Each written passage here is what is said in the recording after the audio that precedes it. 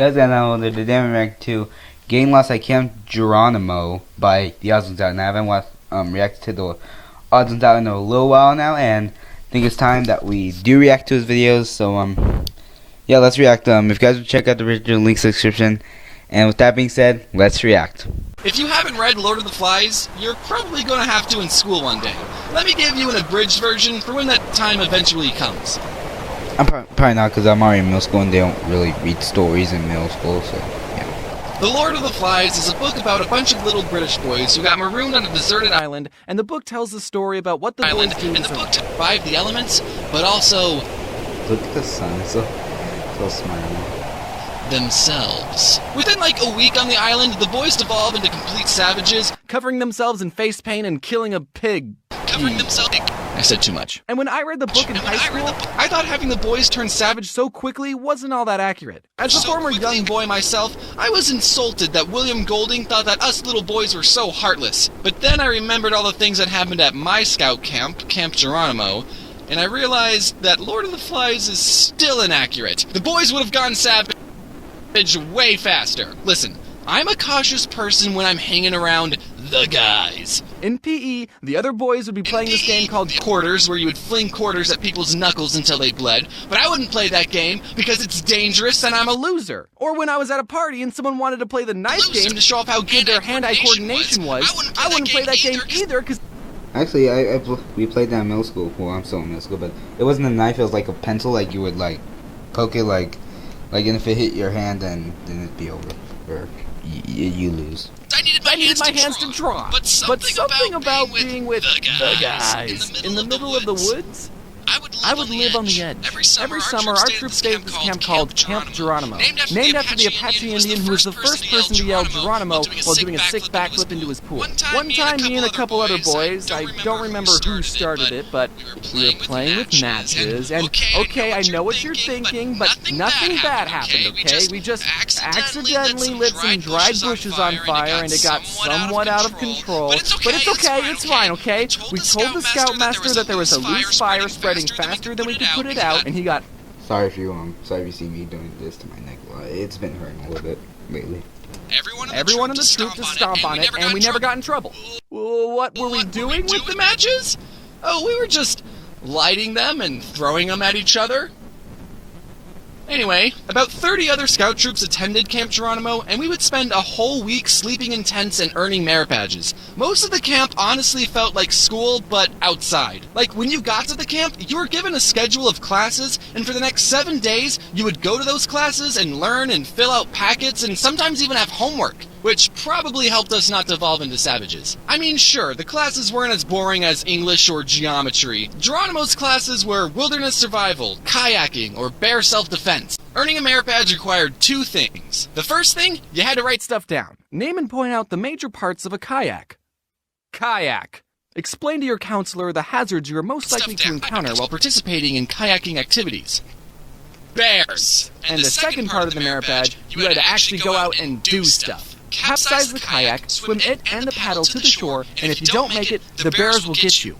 I never got the kayaking merit badge. You had to be at least 12 to go to Geronimo, but you could go as an 11-year-old if a parent was coming with you. And at the time, my dad was a camp counselor. My birthday was May 14th, and Geronimo was at the end of May, so I barely made the cutoff as the youngest person going. Geronimo was a big step from spending 3 days at Cub Scout Day Camp to spending a week in the wilderness. What made it worse was I was going to be spending a whole week with all the mean older scouts and my dad. There was this one scout named Paul. When I was 11, he was 15. So naturally he would pick on me and make fun of me. Ha ha, I get it. I'm small, so I suck. But silver lining, he got fatter, and a couple years ago, he reached out to me, and I had been doing the whole YouTube thing for a while. He was off starting his own business, and he wanted to do some business opportunity with me, and I just said, hey, do you want to do my merch? So now he works for me. So kids, if you ever have bullies, just become successful on YouTube and then hire them to sell plushies. He's actually a really good merch guy. He gets all my stuff into these retail stores. So if you see a Floof plushie at Hot Topic, you can say, thanks, Paul. Yeah, just get your bully to work for you. Bullies really do make a difference.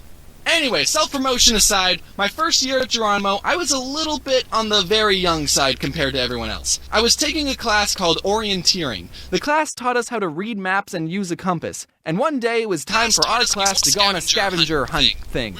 We were given a list of places we had to go to, and we were supposed to use our compass and count our paces to get to each specific location. Then when we got to our destination, there would be a marker somewhere, and we would have to write down what that marker was.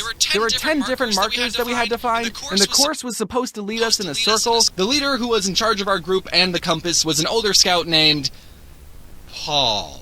It wasn't the merch guy Paul, but I think it would be funnier if it was. Our group set off to the first location. Having a compass and counting your steps isn't the most accurate way of navigation, but we weren't allowed to use Google Maps, so... When we got to the spot, we had to look around for a little bit to find the marker, but we eventually found it, and then we were off to the second location. This time, the marker was harder to find. The spot we landed on was pretty far from where the marker actually was. At the third location, we couldn't find the marker. But we did see this reflective sign on a tree, and we figured that's what the marker was supposed to be, so we wrote it down. At this point, I decided to grab my own compass and give it a try. My compass pointed in a direction that was a little bit off from Paul's direction. Not by a whole lot, but just enough.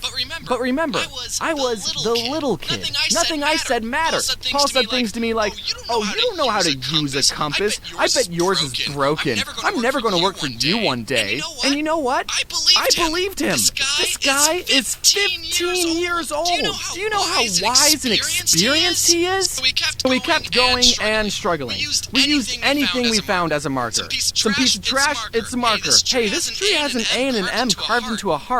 Kind of weird that it's at an all-boys camp. Do you think that it's a marker? Eventually, we all had to admit that we were completely lost. The other boys told Paul to hand over his compass, and Paul reached into his pocket, pulled out his compass, and 2 buzz magnets. Buzz magnets are magnets that are shaped like a bullet, and you can throw them up in the air, and they make this cool buzzing sound. They sold them at the camp store, so that's why Paul had them. And everyone immediately figured out why we were lost. For those of you who don't know how compasses and magnets work, I don't know either. I think it has something to do with them coming from outer space. A compass is supposed to point to the magnetic North Pole, and a magnet will mess up the direction a compass is supposed to point in. Paul's compass wasn't pointing to his pants the whole time. We would have been suspicious if that had happened.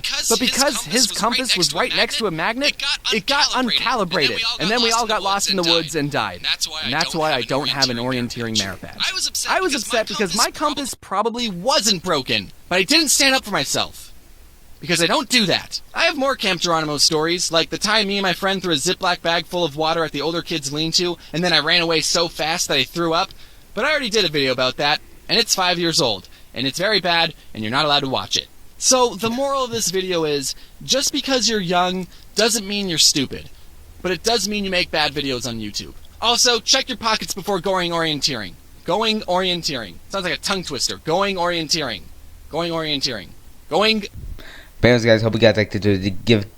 But anyways, guys, I hope you guys like this. I hope you guys like this video. Oh my god, I cannot speak. If you did, give us a thumbs up, subscribe to the channel, turn on notifications, share and subscribe to join me, and I'll see you guys next week. Peace out.